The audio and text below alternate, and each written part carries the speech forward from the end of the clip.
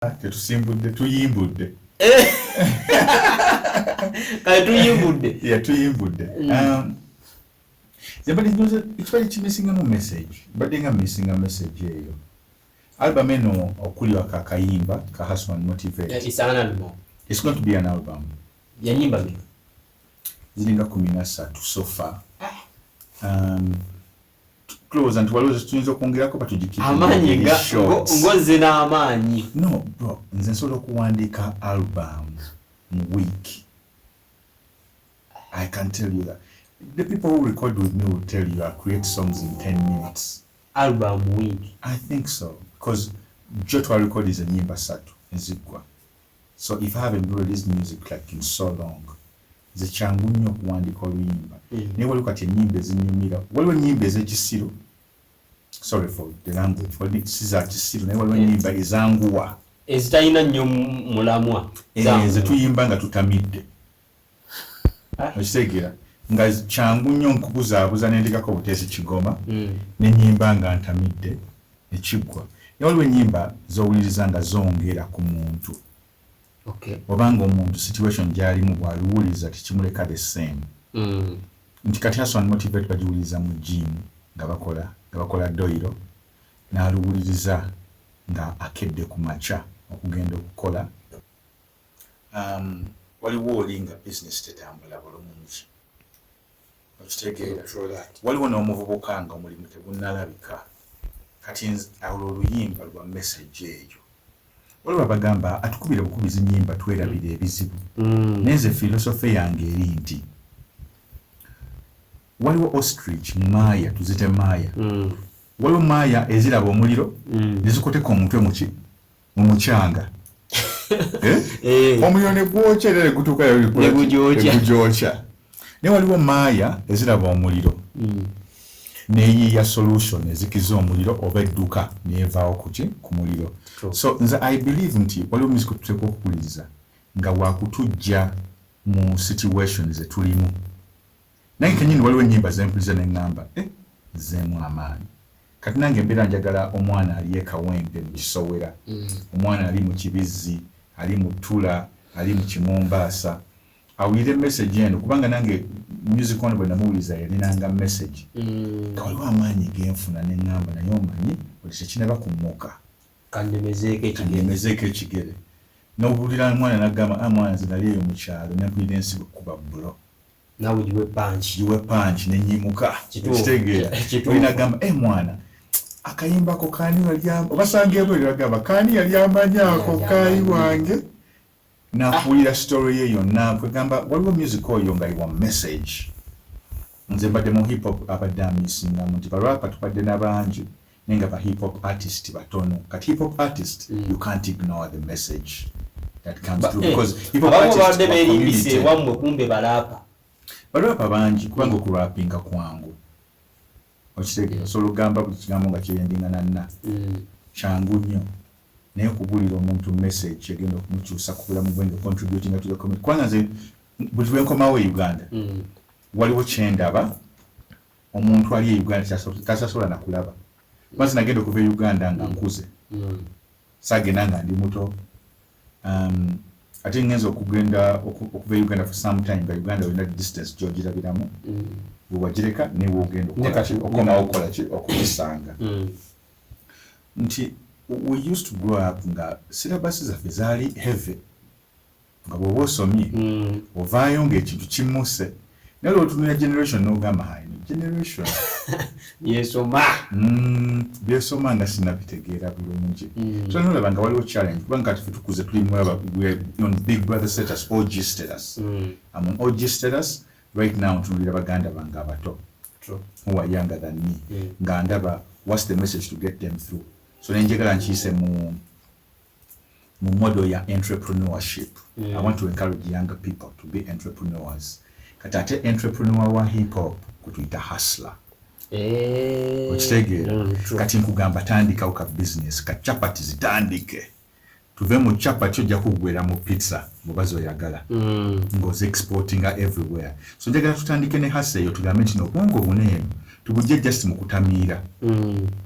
Kubanga oyinza otamiira kyali wange paka ng'ozezza emyaka 4 oba 5 ogenda okutunula bwoti n'ogamba obulijjo nnyumirwa naye nga waliwo n'okukola so the generation ono tugijje just mu short attention span tutunuzeko mu reality tugambe tutandike business because business ekwempoweringa oba wasoma oba tewasoma tebifaako kola sente zo nabirira abeewuwo wetwale maaso so Hassan motivator yitiraawo ennyimba tugambe nti ennyimba zino eziri inspiration atolowooza nti nno tezitambula nnyo dani zino waliwo ennyimba ezitambula awo ng'olwa terulina message nga bw'ogambye nti za kisiru oba ziri awo wezityo naye nga zidduka nnyo lwaki olowooza kiriwo ekityo nti nno ezo ez'ebigundigundi papa ne lutambula nnyo ku TikTok nosanga lunalo eruliwo naye ate zino ezirina message ne zitatambula bulungi kikyali mu audience yaffe oba kati kankubulire TikTok ye China ne TikTok egenda mu America ne Uganda zaawukana era CEO wa TikTok akulira kampani eyo bamutuuzaako ne bamugamba kino ekintu kyotuleetedde togenda just tutuwonoonera society kiki kubanga yo gavumenti ya China yasalawo negamba ebyo ebyokweyira amazzi ne mubeera nga musinika amanyi munansoni kubeera nga mulimu but what they do trust me comedy nanga nyumira njagala nnyo okuseka era ngendako ku TikTok and I enjoy myself nera nina time gye nagamba mu lunaku nti ya time ya social media ekitegeera naye obuzibu bwaffe nti abavubuka tebatanafuna guidance eyo nti otekubeera n'obudde bwakinyumo n'obudde obukola kati mu China bakwata TikTok ebyo ebyokweyira amazzi biki byonna bukoze comedy bukoze ebyo byonna tebirijo TikTok yaabwe bakulaga basinze kukola mathematics basinze kuyiiya byoma bipya ne Facebook ye China okitegera nagenda kuko nageza kunoonyereza naye oluka kuba China osanga oba olunsi ali mugundi yanga talaga ate nengato ya dola bwezi ogenda kuze Uganda byabali muyiiya kati bo ne baleka ensi yonna ne bagikola ki ne bagisiriwaza bo ne basigala nga bali ku mulamo gwa business ne basomesa abaana baabwe ne babawulira values entuufu ne batandika creating a global empire yaabwe era bakozesa nnyo ekintu kya media kino eno Zuckerberg abalwanyisa naye bayinabo kyebakola kati ate butuuka ku baana vegetables entula katunguma biki ebiri organic abaana basinga kwagala nnyo chips chicken biki sausages kati ne music bwatyo duno limba it's not even supposed to be popular story ya lukola nga si wakola sente netaasa munno akuli okumpi alutegeerera ddala kubanga ogenda okubonaabona nga gundo yatandise okuluma obeerayo n'abaali bakusudiya bonna ekiwala kikwambe kirageeko biki byonna nga tebaliyo so messages zino zitukola nga za community si za sente olimba olukola nga lwakutaasa banno kati kyekimisinga it's about the holistic picture nti buli wamu 360 y'obulamu bwo egenda ekavalingawo okunyumirwa tunyumirwa nnyo ate ne tuyitawo tutuuka mu kukola ate ne tukola nnyo tutuuka mu kubeera kuwulira message za community ate nawo ne tuyingirawo so nti buli aspect y'omuntu n'obulamu bwe ogenda ogikavalinga so zino ennyimba si za kufuuka hit ate n'ekigambo hit ye TikTok oli okweyira amazzi ne wesirwaza ne kayitawo wiiki emu ne kabula but there's what they call the essence a message ebiyimba olwa message nitubeerawo lubeerera Amina weogenze nno okugira nga TikTok yennyini efuuse ensonga eresa abayimbi b'otamanyi n'akuba n'agenda n'aleeta olyawo kyayiwa enjaye ate tewali na njawulo abayimbi abamu bagamba ba TikTok si bayimbi abayimbi babatuuma n'amannya abayimbi ba TikTok era nabo baba bayimbi because everything kirina engeri yakyo kati twakulanga bajjajja baffe ngobeera awo naye nga mwagala kuwuliza Sanyu FM naye n'ateekamu kateepu ke nga bayimba kama ne muzeeyi ddala kiki radio yaffe lwaki togenda n'owulirizaako abasaidizi eri so everything has its generation era abayimbi ba TikTok has it's a marketing strategy nti ogenda okulaba nga abantu attention span zaabwe ziri short nogamba nti katwanya kusawo short form content then ne bagwera nga ate bamubaze ku Spotify nga bagenze ku luyimba lwennyini nga lufuuse hit so it's marketing it's purely marketing but eno album gye twakoze tusuubire nti nno ogenda tusuubire concert ng'omwaka ogujja oba guno gwennyini kuba byonna obikoze teweetaaga kugira nnyo abawagizi bange mwembeebaza nnyo nnyo abali mu Uganda abali ebweru abakatwegattako n'abaasookera ddala monna mbeebaza nnyo time ebadde eruddewo nga siba performingirayo ne tuli mu nteekateeka kati ez'okuba organizingirayo ekivvulu era tujja kuba tuba communicatingira date entuufu ticket price awo biki byonna tuluddewo ndaba omuliro okutambula kulaba okudda kunyumya so njagala nkomyewo storyteller wamwe ghetto storyteller abanyumize biki byalabye ne mu bufunze nnyo kyanjawulo ki ekiri ku music industry yeeri n'eyawano if you to compare to the only difference is sente nze nkubulira just sente eri waliyo sente oba nti utokubanga bali mu economy nga sente nzito ate nga zifuluma mangu nti omuntu kati let me tell you something nti mu Uganda music tumuwuliriza naye waliwo abamutwala as an essential part of their lives nti bw'amala okusasulira amazzi n'asasula asasudde amazzi asasudde amasannyalaze afunye ez'amafuta ekiddako awo bajeti ya music era n'akwata $9 n'azisasula banakwata $2 abeere ne constant supply of music either mu Mexican ali mu construction oba doctor ayagala nnyo classical music abasala abantu ababaga relaxinga n'abeera ng'oli ye fitness instructor muziki gutego okubeera nga gukuba so there are so many avenues nti omuziki bagwetaagira ate nga ffe developinga nnyo nti kati n'omuziki gwozanyidde mu gym bagubala eri era sene tuzifuna mu azika nero bibanga bya BMI naye wane eno kayimba bakasaze bakakubye oba bakadownloadinze bakakubye so it's just a difference of just the tiriko nene okay awo tolowooza nti ne talent abaana balina talent mu Uganda abayimbi batandise empozi n'ekirala ekitubonyaabonya wane eno management yaffe ekyali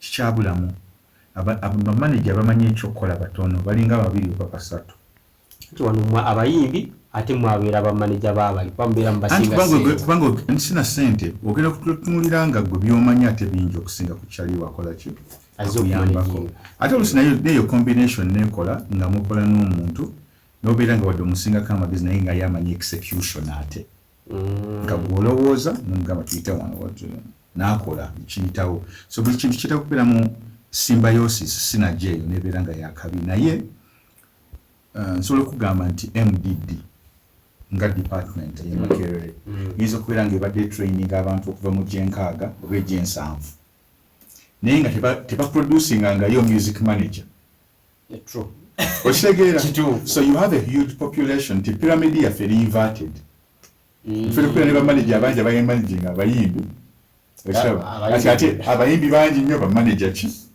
batono so that's a very big problem for us at the end of the day abayimbi ffe abafunamu ebirowoozo byolina ebirungi lwaki tobibaguza ne babiteekamu sagala biguza abantu channel ya muganda wange ande atale naye abantu bagiraba ne ku channel ya Baboon Forest ideas no tuzidiscussinga tulina podcast bagita the basement ebeerako ku channel yaffe era ideas zino basobola oziraba kati ideas neno siza kutunza abantu but the ideating process informing abantu balala ne bakola ki ne ba implementing so nze kyembeera ndaba nti idea ziva wa Katonda si zaffe. Ffenna tuli wano to serve and contribute. So idea bebeera ng'okola bejja kukola gitwale forward. Okay.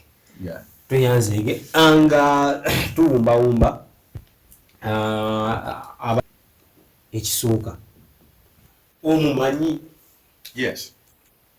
Badde nga mulaba simumitigangako nga mbadde nga mulaba ku gundi ku mawulire. Yeah. Ali ne sikini obudde buno afuuse ekizibu mu ggwanga oba afuuse ensonga buli muntu amwogerako era n'amabegako awo ndowooza abiraba muganda waffe bafuna mu butakanya ne palaso n'amukuba ebyavudde mu kumukuba. Ali ne sikini yategese concert ku lunaku lwe lumu n'olwa palaso nga mwenda eyo eri ku Freedom City eyo n'eri Lugogo nga gwaludde mu industry eno biifu muzikoze zisibadde nga na beef naye ozirabye nga abayimbi bazikola zikyayamba. Nze kansooka nkimenyewo nze sibeerangako na beef nzibadde nga n'abantu bangi nnyo abannumba naye nga nze sizzaayo maanyi. Obadde ozikontrolinga otya? Just kumanya nti waliwo bigger picture. Tukyalwanira buntu butono naye nga waliyo ate ebintu ebinene okukolagana ku oluusi kuba kusinga. Much as waliwo ebibeerawo, everybody has challenges. Buli muntu alina ebimusobako ne bitakwatagana. Nze mba ndaba omukwano ogwo gwa brotherhood. Era nawandiika ne tweet ne ŋŋamba naye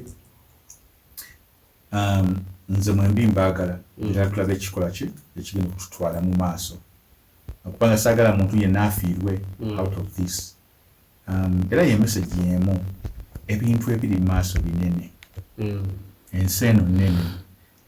Ate no tuba tukubaganye twesonyiwagane. Okiraba. I think nze ye message yange nze bwe nkiraba ne buli muntu abeera ne character ye anyway. Naye nze bwe nandikirabye nti ekiri mu maaso kiba kinene nnyo. Nze nize kuwulira collabo. Oba saba gwe bakwatagane bakole collabo era tujja kunyumirwa ffe abawagizi ba music wa Uganda tukinyumirwe. A concert zino ziraba otya if you are to draw a picture? Which concert? Ya Palaso, Love Fest, ne ya Alien. I have no comment on that because kina kitegera bulungi. Nze ndaba bulabi bantu bali talented nga waliwo problem. Ate tusaagala kikumamu muliro. Naye nze njagala buli muntu aveemu ng'ali victorious. Okay. Inge ekiriwo obudde buno. Buli mwagizi agenda alondako saidi at the end of the day bonna bakole ssente ate n'amanya ge. Twagala nnyo ebyonoonese.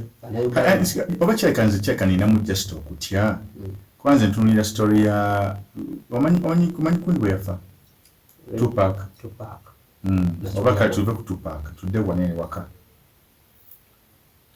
Okitegeera? Kati tukirabanga ekyokusaaga ne tukijubisa nnyo naye buno bulamu bannange. This is life. Kati gwobeerawo ng'obadde mu life eno gy'onyumirwa olina future mpanvu erina gyegenda. Buli omu alina eggaali yeewerera munne waayo. Ate ne byebyo eggaali. I don't know man. Like, but I prefer my brothers. I prefer my brothers. Okay. Yeah. Nga tumaliriza omuntu asubire nno kati okomeddewo ddala mu Uganda kuba ndongo. Njagala nkube ndongo, njagala nkole firimu, njagala designing engoye, nsaba buyambi bwammwe, nzaba support yammwe, njagala love yammwe. Era nja kubanga nkomawo ewaka. Fully next year ngenda kubeera wano. Ne kati nkyazunga. Nkyali best mu Los Angeles. Ne kati njagala time eddako mbere nga Wizkid.